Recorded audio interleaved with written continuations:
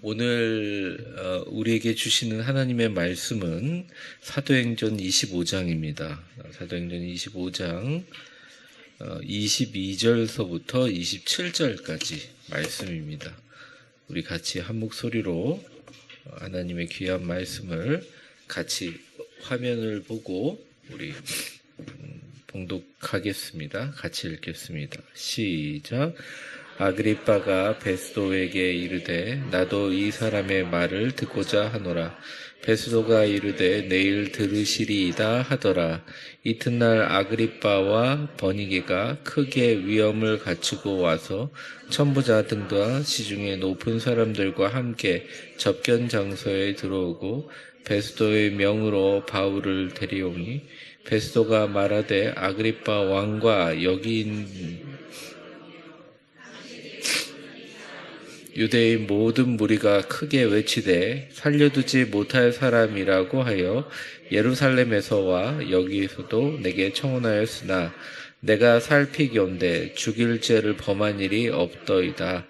그러나 그가 황제에게 황상고로 보내기로 결정하였나이다. 그에 대하여 황제께 확실한 사실을 아랠 것이 없으므로 신문한 후 상소할 자료가 있을까 하여 당신들 앞 특히 아그리빠 왕 당신 앞에 그를 내세웠나이다.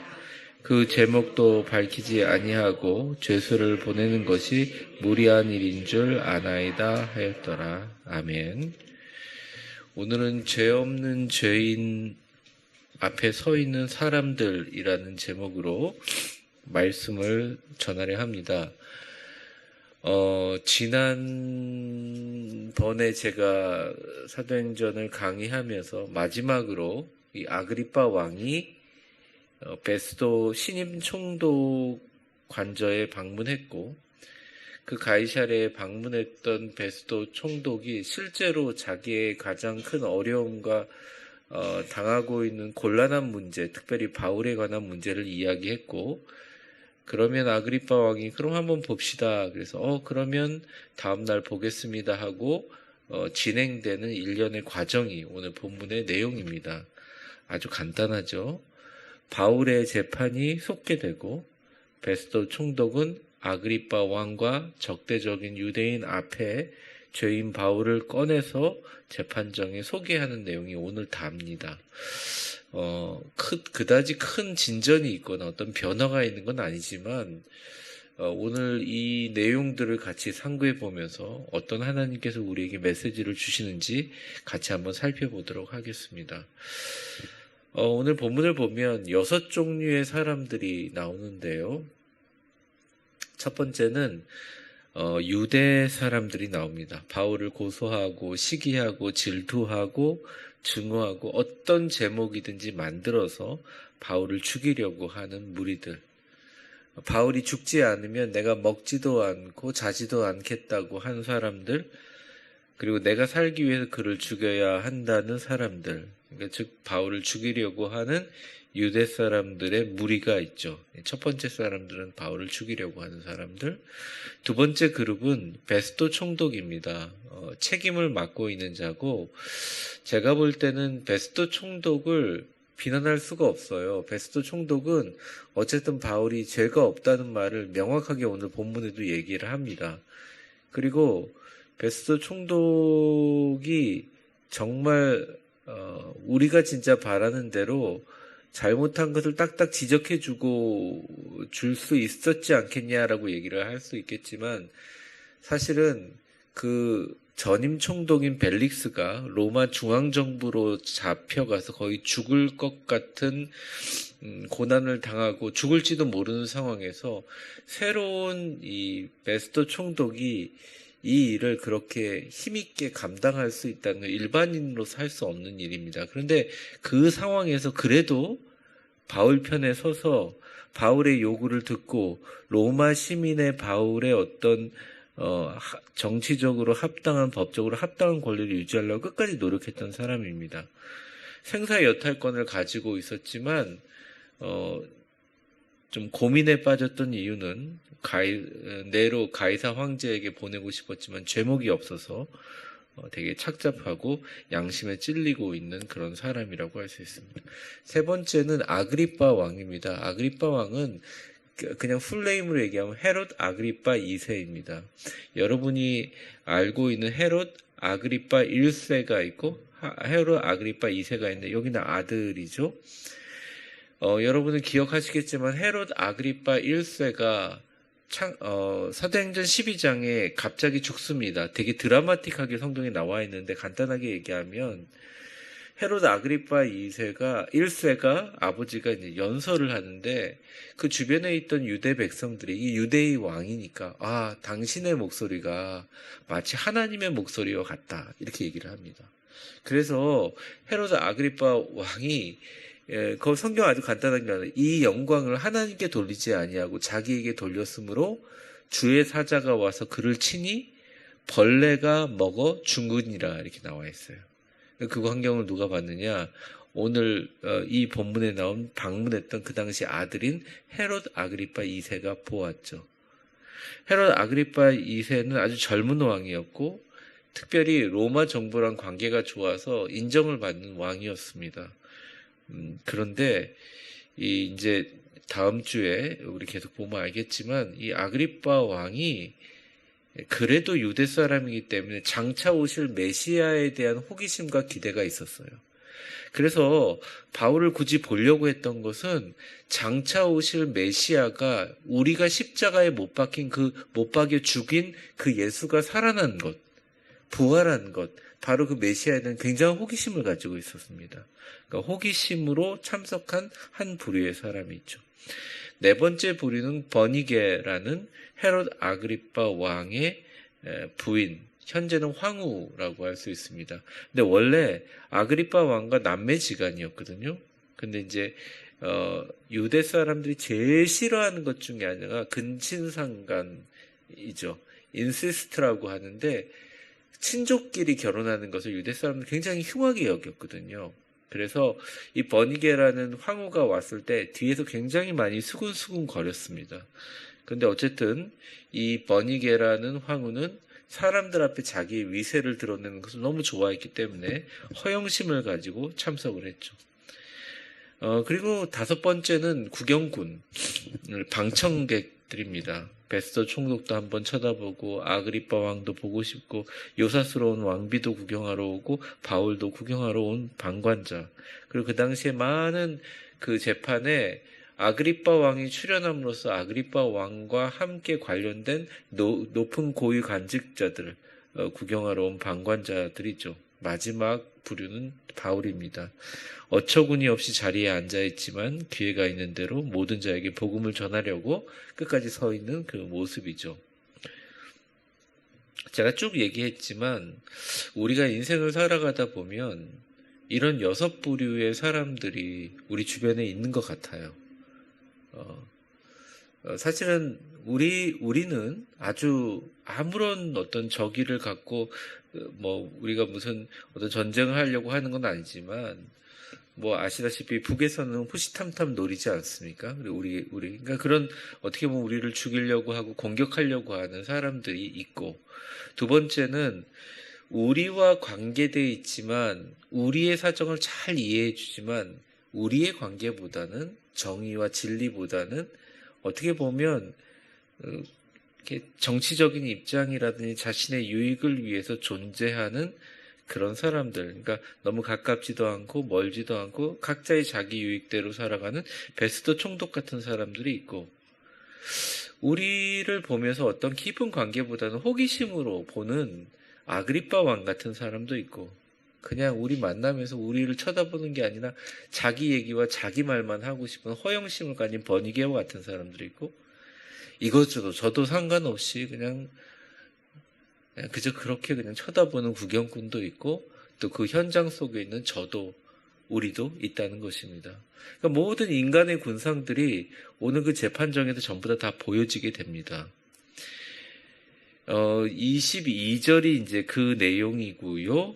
내일 들으시리이다 지난주에 했고 23절을 한번 보겠습니다. 23절 같이 읽겠습니다. 화면 보여주시고 시작. 이튿날 아그리빠와 버니게가 크게 위엄을 갖추고 와서 천부장들과 시중의 높은 사람들과 함께 접견 장소에 들어오고 베스도의 명으로 바울을 데려오니. 네. 아그립과 버니게가 크게 위엄을 갖추고라고 할 때 히브리어 그 단어들을 보면 그 위엄이 뽐내다 드러내다 신적인 영광을 드러내다 그런 의미가 있어요. 그래서 이제 그 당시 기록이 보면 왕들이 입는 색은 그러니까 요즘처럼 우리가 다양한 색이 없었잖아요. 왕이 입는 색이 여러 가지가 있는데 그 중에 4가지 색이 왕에 포함되는 색깔이죠. 그 4가지 색을 입고 정장을 그 왕의 그것을 갖추고 나갔다는 거죠. 그래서 크게 위엄을 갖추었다는 것입니다. 근데 더 재미있는 것은 여기 나와 있지 않지만 베스도 총독도 사실은 뭐라고 하나요? 허수아비? 아그리빠 왕이 있지만 아그리빠 왕이 유대인들을 죽일 수 있는 힘을 가지고 있었나? 그렇지 않아요. 사실은 베스도 총독이라는 로마의 총독이 허락해 주는 한에서 사람을 죽일 수 있는 거거든요. 만약 그럴 수 있었다면 뭐 바울은 벌써 죽어도 몇 번 죽었겠죠. 그러니까 사실은 베스도 총독도 그렇게 차리고 오니까 자기도 지지 않으려고 주홍색 예복을 입었다. 이것도 로마의 권위를 향상하는 것을 입었다는 거죠. 그리고 성경에 보면 23절에 천부장들과 시중의 높은 사람들과 함께 이렇게 나와 있습니다. 여기 시중의 높은 사람들은 가이사라 시의 시의원들을 의미하는 거죠. 그들과 함께 다 쫙 들어와서 위원을 갖추고 바울은 양손에 쇠사슬이 묶이고 다리에 쇠사슬이 묶인 상태에서 법정에 나올 때 이렇게 줄줄줄줄줄 끌려 나온 아주 어떻게 보면 굉장히 이렇게 대조적인 상황, 너무 안타까운 상황입니다.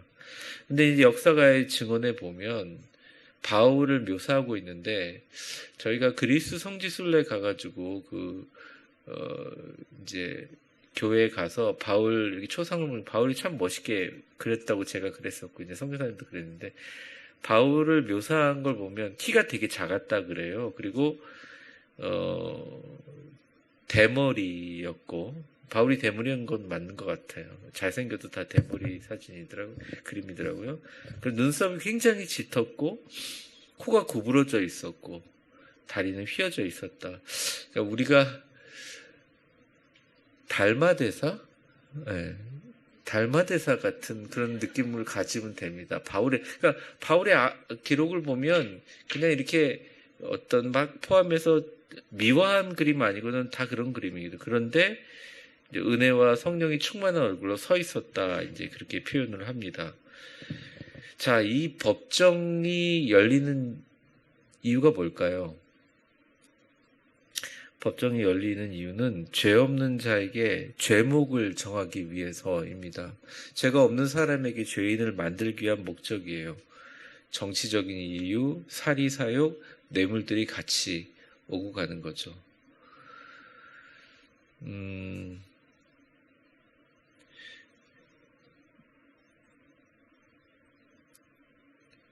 아마 요즘에는 그런 일이 없었으면 합니다. 진짜 없었으면 합니다. 그런데 뭐 요즘에도 그러니 당시에는 오죽했겠어요. 그러니까 이 모든 것은 힘과 권력을 이용해서 일개 한 사람을 어떤 죄인으로 만들기 위한 법정.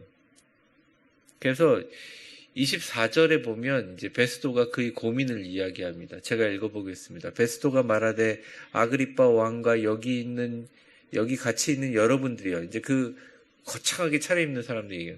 당신들이 보는 이 사람은 유대의 모든 무리가 크게 외치되 살려두지 못할 사람이라고 하여 예루살렘에서와 여기서도 내게 청언하였으나, 네. 청혼의 내용이죠. 25절입니다. 우리 같이 한번 읽어볼까요? 시작. 내가 살피건대 죽일 죄를 범한 일이 없더이다. 그러나 그가 황제에게 상고한 고로 보내기로 결정하였나이다. 요 내용들에 대해서는 지난번에 제가 강의한 내용들을 조금 참고하면 되는데, 이게 참 애매한 거예요. 이건 모두 다 하나님 손바닥 안에 있는 건데, 어떤 진행상은 이렇습니다. 바울이 명확하게 얘기하고 증거를 못 했잖아요. 그럼 무죄잖아요. 그럼 풀어주면 되잖아요. 근데 바울 생각도 그렇고 베스도 생각도 그렇고 풀어주는 순간 어떻게 해요? 하루 버티겠습니까? 어디로 그 사람을 보호해서 언제까지 군사를 대동해가지고 지켜주겠어요? 이게 말도 안 되는 거죠. 죽이려고 기다리고 있는 사람들이 있는데 이거는 되지도 않는 겁니다. 그래서 뭐라고 얘기했냐면 벨릭스도 그랬고 베스도도 그랬고 이렇게 얘기했어요. 자기가 이거 책임지기 싫으니까 로마 시민을 함부로 풀어줬다가 살해당하게 했다라는 책임을 지고 자기가 정치적인 걸 당하기 싫으니까 바울에게 다시 한번 이야기를 합니다. 미안하지만 여기서는 중앙정부 내가 그 위임을 받은 것은 죄가 없으니 이 사람들 계속 주장하니 정말 너희 동족들이고 너희 유대인들이라면 네가 다시 가서 거기서 우리한테 종교적인 얘기를 설명하지 말고 가서 설명하면 어떻겠느냐 그리고 이렇게 얘기를 해요. 예루살렘 다시 가라는 거죠. 바울이 가겠습니까? 못 가는 거죠. 갈 수가 없잖아요. 그러니까 못 가겠다라고 얘기를 합니다. 그러면 이게 뭐가 말이 안 되잖아요. 그러니까 바울은 내가 죄인이 아니다라고 하는 순간 죽음의 길로 가는 거예요. 참 이게 애매한 건데.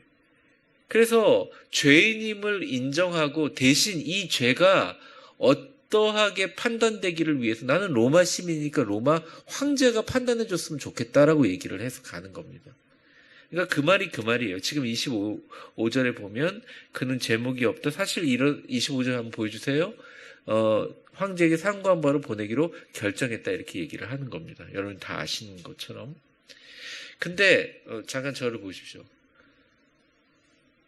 이게 되게 이상적인 이야기이긴 하지만 만약에 벨릭스가 유대 사람들 눈치도 보지 않고 황제와 같은 힘을 가지고 있으면서 정말 자기가 갖고 있는 어떤 눈치도 보지 않는 사람이었다면, 어떤 것도 걸리지 않는 정치적인 이유가 없었던 사람이라면 유대인들은 무고죄 아니에요? 무고죄는 굉장히 무서운 죄입니다. 거짓 고소한 거잖아요. 제가 관련이 있어서 알아보니까 진짜 무서운 죄더라고요. 그리고 그 벨릭스는 사실은 앞에서 2년 동안 죄가 없는데 죄인의 신분으로 가둬뒀잖아요. 그럼 벨릭스는 또 직무유기죄예요. 사실은. 그렇게 너희들은 무고죄니까 더 이상 까불지 말고 벨릭스는 직무유기죄로 올라갔으니 이 일은 더 이상 거론하지 말라. 로마 시민인 바울을 내가 로마까지 이 사람이 안전하게 할 때까지 이송하겠다 이렇게 할 수도 있었어요. 근데 그렇게 하지 못한 이유가 있어요. 왜냐? 이 총독이라는 자리가 자기 혼자 막 하는 것이 아니라 특별히 가장 골치 아픈 이 유대 지역의 총독들은 유대인들과의 관계가 중요하거든요. 그래서 자신의 정치적인 위치 때문에 진실과 용기를 버리게 됩니다. 누구한테 미루느냐? 잘됐다. 젊은 아그리빠 왕이 말을 실수할 수도 있고 감정적으로 판단할 수도 있고 또 그의 말을 바탕으로 해서 그의 말에서 나온 것 중에 바울의 죄가가 조금이라도 있으면 그걸 가지고 아그리빠 왕이 말했다라고 해서 그 죄목으로 가이사 네로에게 보내면 되겠다 이렇게 생각한 겁니다. 머리를 굉장히 잘 굴린 거예요. 자, 26절 오늘 마지막 절인데 그래서 이제 그가 그렇게 얘기합니다. 같이 한번 읽어보겠습니다. 시작. 그에 대하여 황제께 확실한 사실을 알할 것이 없으므로 신문한 후 상소할 자료가 있을까 하여 당신들 앞, 특히 아그리빠 왕 당신 앞에 그를 세웠느니라. 이렇게 얘기를 합니다. 꽤 머리 좋은 거 아니에요? 똑똑한 거 아닙니까? 그 당시에 되게 유대인들이 이 로마랑 관계가 안 좋았던 이유는, 참 유대인들은 지금도 그렇지만 아주 독특한 민족성을 가지고 있어요. 독한 민족이죠. 아드리아누스라는 황제가 있습니다. 정말 망나니 같은 황제인데, 그 황제가 이 유대 지역을 순찰하는데, 황제가 순찰하니까 유대 사람 중에 이렇게 원로되는 사람이 가가지고 아주 겸손하게 황제에게 인사를 했다 그럽니다. 황제시여 안녕하십니까? 인사를 해요. 그러니까 그 아드리아누스 황제가 이래요. 너 유대 사람이냐? 이렇게 물어봐요. 네, 그렇습니다. 죽여라. 그런 거예요. 어디 건방지게 유대 사람이 황제에게 인사를 하냐고 죽여버립니다. 이게 소문이 다 퍼진 거예요. 그러니까 이제 황제가 지나갈 때 유대 사람들이 인사를 못 하는 거죠. 근데 황제 옆에 지나가는 유대 사람 한 명이 의식적으로 황제에게 인사를 안 했어요. 근데 그 황제가 말합니다. 저놈이 누군데 나한테 인사를 안 하느냐. 유대 사람입니다. 어디 건방지게 유대 사람이 인사를 안 하느냐. 죽여라. 그런 거예요. 그러니까 유대 사람들이 너무 황당하니까 황제에게 이렇게 상소를 합니다. 아니, 기가 막힙니다. 인사를 해도 죽이고 안 해도 죽이면 황제에게 우리가 어떻게 하라는 말입니까? 하니까 그 아드리아누스 황제가 아주 유명한 말을 해요. 내가 유대 사람을 죽이건 살리건 그건 어떻게 해야 하는지 내가 제일 잘한다. 이렇게 해서. 그러니까 오만함의 끝이죠. 그런 좀 미친 오만함의 그 가능성이 충만한 아그리빠 2세의 입에서 그런 오만한 얘기가 나오게 하고 싶었던 겁니다. 근데 이제 다음 얘기를 보시면 이게 완전히 반전이 일어나는 것을 알겠지만, 오늘은 여기까지 내용인데요. 제가 이 본문을 읽으면서 이런 생각을 했습니다. 아, 정말 바울이 하나님 앞에 가서 하나님의 은혜 가운데 서 있긴 하지만 엄청 힘들었겠다. 그런데 하나님께서 이렇게 아주 복잡한 역학관계를 만들어주시고, 또 바울이 완전히 죽을 뻔한, 진짜 폭동이라는 완전히 죽을 뻔한 상태에서 갑자기 바울이 원래 하지도 않았던 행동인데 바리새인들한테 내가 부활을 믿음으로 고난을 받는다 이래가지고 막 바리새파 사람들하고 사두개파 사람 싸우게 해가지고 바울의 목숨을 건져주게 하시고, 바울하고 일면식도 없는 천부장이 갑자기 네, 그대로 보내면 이거 중간에 암살자들은 살해당하겠다. 어떻게 알았는지 지켜주게 하시고, 이 모든 과정이 물론 박해도 있었고 어려움도 있었지만 하나님께서 바울을 끊임없이 지켜주는 것을 보고 있어요. 여러분, 우리 위대한 교회가 여러 가지 우리가 목적을 가지고 있지 않습니다. 우리의 목적은 단 한 가지고 복음을 전하는 것인데, 여러분의 삶도 위대한 교회도 우리의 모든 인생의 목적도 마찬가지입니다. 하나님의 복음을 위해서 내가 살겠다라고 마음을 먹으면 하나님께서 우리를 지켜주세요. 예수님도 그렇고, 특별히 예수님은 이렇게 말씀하셨죠. 마태복음 5장 10절에서 12절인데 한번 같이 읽어볼까요? 시작. 의를 위하여 박해를 받는 자는 복이 있나니 천국이 그들의 것임이라. 나로 말미암아 너희를 욕하고 박해하고 거짓으로 너희를 거스려 모든 악한 말을 할 때에는 너희에게 복이 있나니 기뻐하고 즐거워하라. 하늘에서 너희 상이 큼이라. 너희 전에 있던 박해자들 선지자들도 이렇게 박해하였느니라. 예수님이 이미 다 얘기를 하신 거죠. 그리고 예수님이 이 마태복음 10장에 이어서 이 바울이 당하는 것, 또 우리 제자들, 사도들이 당할 일들을 이미 아주 오래전부터 얘기를 하셨어요. 마태복음 10장 16절에서 20절까지인데 제가 한번 읽어보겠습니다. 보라, 내가 너희를 보냄이 양을 이리 가운데로 보냄과 같도다. 그러므로 너희는 뱀같이 지혜롭고 비둘기같이 순결하라. 사람들을 삼가라. 그들이 너희를 공회에 넘겨주겠고 그들의 회당에서 채찍질하리라. 또 너희가 나로 말미암아 총독들과 임금들 앞에 끌려가리니 이는 그들과 이방인들에게 증거가 되게 하려 하심이라. 너희를 넘겨줄 때 어떻게 또는 무엇을 말할까 염려하지 말라.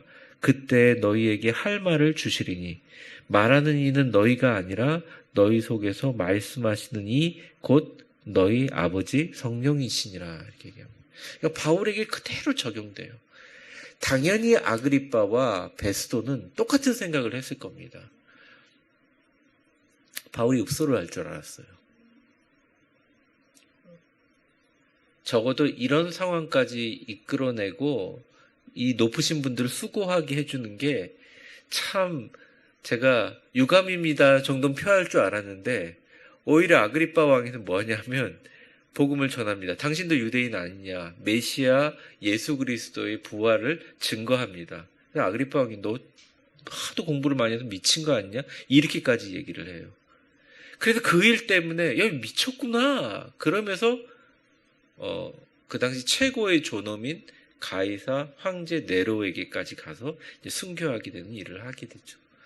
그 발걸음을 걸어가는 모든 발걸음마다 바울은 생각하고 또 생각했을 겁니다. 감옥에 있을 때도 생각했고 정말 많은 생각을 했어요. 근데 바울은 이 상황을 원망하거나 사람들을 미워하지 않고 대신 십자가를 생각했다는 거예요.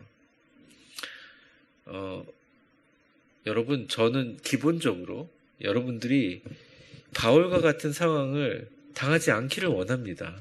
바울과 같은 상황을 당하라고 말씀드리는 건 절대 아니에요. 행복하고 좋은 일들이 많아지시기를 바라고 평탄하고 정말 하나님 앞에서 즐겁고 웃을 날들이 많았으면 좋겠습니다. 그런데 삶을 살아가다 보면 원하지 않는 상황들이 올 때 우리는 제일 먼저 잊어버리는 게 십자가를 잊어버리는 거죠. 그 십자가에 있는 것이 정말 능력이라는 것을 우리는 인간적으로 받아들이지를 못합니다. 왜 고난이 능력이야? 왜 희생이 능력이야? 아닙니다. 바울은 그 순간 예수 그리스도 십자가를 의지하고 십자가가 바로 하나님의 능력임을 깨닫게 됐어요. 그래서 바울은 다른 얘기하지 않았어요. 십자가만 증거하고 십자가 안에서 십자가를 믿는 그 믿음 안에서 살겠다 다짐하면서 이 모든 일들을 이겨나가고 진짜 아무도 도와주지 않았잖아요. 그래서 사실은 제가 디모데후서를 읽으면서 제가 제일 마음이 아픈 게 바울이 처형당하기 1년 전에 쓴 거 아닙니까? 디모데후서에 보면 멋들어진 말도 많잖아요. 내가 달려갈 길을 마치고 주의 면류관이 예비되었으면. 그런데 사실 그 모든 어조들은 엄청 쓸쓸하다는 거예요. 오죽시킬 사람이 없으면 에베소 교회 가서 생명 걸고 목회하는 디모데에게 와서 걷어 좀 달라고 하겠습니까? 그리스 선교 가신 분들 다 봤겠지만 돌 깎아가지고 만든 그냥 감옥이잖아요. 대부분 감옥이. 겨울에 얼마나 춥겠어요. 걷어 갖고 오라고.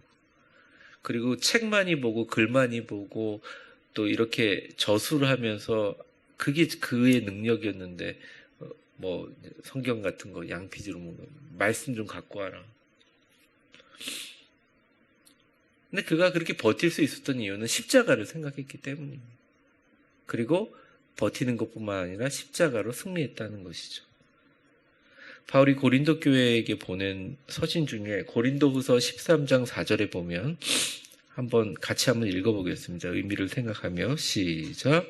그리스도께서 약하심으로 십자가에 못 박히셨으나 하나님의 능력으로 살아계시니 우리도 그 안에서 약하나 너희에게 대하여 하나님의 능력으로 그와 함께 살리라. 아멘. 교인들이 약한 것 같아도 약하지 않아요. 죽음조차도 교인들을 막을 수가 없어요. 교인들이 가지고 있는 크리스찬이 갖고 있는 생명력뿐만 아니라 믿음 그리고 사랑하는 증거의 힘은 그 갖고 있는 평화는 아무도 깨트릴 수가 없어요. 세계 선교의 소식들을 보여주는 세계 선교 그 소식들이 있습니다. 대부분 다 끔찍한 소식들이죠. 미얀마의 어느 교회에 불을 질러서 121명이 사망하고, 미얀마 그 지역에 있는 성도들의 아픔과 가족들을 잃은 상품이 치유되기를 기도해 주시고, 그런 기도 제목들이 몇십 개가 올라와요. 한 달이면 많을 때는 100개 이상 올라오는데, 근데 어디 누구도 전 세계 크리스찬들이 교회를 떠난다, 예수님을 버린다, 배교했다, 이런 말이 없어요. 어마어마한 거 아닙니까? 그들이 그럴 수 있는 이유는 뭐냐면, 그 모든 힘과 능력이 그들을 지탱하고 그들의 수많은 고난 가운데 그들이 당당하게 예수의 복음을 전하고, 모든 사회적인 불평들과 사회적인 핍박과 문화적인 박해를 받으면서까지도 크리스찬임을 유지할 수 있는 모든 힘은 십자가에서 나온다는 거죠. 여러분, 이 십자가의 힘을 잘 선용하셔서 십자가의 능력으로 주님과 함께 사시는 여러분들 되시기를 주의 이름으로 축원합니다. 갈라디아서 2장 20절, 갈라디아 교회를 향해 바울은 이렇게 얘기합니다. 같이 읽어볼까요? 시작. 내가 그리스도와 함께 십자가에 못 박혔느니 그런즉 이제는 내가 사는 것이 아니요 오직 내 안에 그리스도께서 사시는 것이라. 이제 내가 육체 가운데 사는 것은 나를 사랑하사 나를 위하여 자기 자신을 버리신 하나님의 아들을 믿는 믿음 안에서 사는 것이라. 아멘. 오직 십자가를 붙든 바울은 결국 승리했습니다. 십자가의 능력으로 세계를 정복했습니다. 여러분, 위대한 교회 신앙생활 하실 때, 또 위대한 교회 귀한 직분자로 섬겨지고 또 사용되실 때 다른 거 붙잡지 마세요. 우리의 인격, 우리가 갖고 있는 어떤 인내, 한계가 분명합니다. 십자가 붙들고 승리하시기를 바랍니다. 그리고 기도하면서 우리의 큰 소망과 꿈이 있는데 우리가 조금 지치고 힘들어서 기도하는 것을 쉬거나 멈출 수 있습니다. 그때 여러분 예수님 십자가 바라보시기 바랍니다. 정말 목회자도 그렇고 우리 모두 합력하여 함께 기도하고 있으니 하나님께서 반드시 좋은 일로 역사해 주실 것입니다. 십자가의 능력으로 세계를 정복했던 바울처럼 십자가의 능력으로 우리의 삶에 하나님의 영광이 되는 여러분의 삶이 되시기를 간절히 바라고, 그 수많은 고난과 수많은 인간의 군상 속에서도 오직 사람들 보지 않고 세상 보지 않고 십자가 바라봤던 다윗처럼 우리 사랑하는 위대한 교회 성도 여러분, 특별히 수협에 나오신 여러분들 다른 거 보지 말고 오직 주님의 십자가로 오늘 밤 평안하시고 오직 십자가 바라보면서 여러분의 모든 인생의 무거운 짐을 다 내려놓으시고 오직 십자가 바라보면서 여러분이 가지고 있는 하나님이 주신 놀라운 영적인 능력으로 승리하시기를 주의 이름으로 간절히 축원합니다. 우리 기도하겠습니다. 축복합니다. 이제는 우리 주 예수 그리스도의 은혜와 역사의 주관자가 되신 하나님 아버지의 사랑과 성령의 충만하심과 교통하심이, 세상의 많은 것들은 내가 진짜라고 이야기하지만 오직 진짜는 나를 위해 죽으신 예수 그리스도 십자가임을 고백합니다. 십자가 외에는 아무것도 알지 못하기로 결심하고 순교의 길을 갔던 다윗 한 사람의 발걸음이 세계 선교 역사의 지도를 바꾸었듯이 우리도 주님과 함께 피 묻은 십자가 어깨에 지고 이제는 더 담대하게 믿음으로 기도하고 더 담대하게 큰 소망과 축복의 마음을 가지고 우리 교회와 온 세상을 향하여 전진하리라. 오직 십자가 최후 승리 얻을 때까지 주의 십자가만 붙들겠다 다짐하는 수협에 참석하신 모든 분들 머리 위에 이제와 영원히 함께 계실 것을 간절히 축원하옵나이다. 아멘.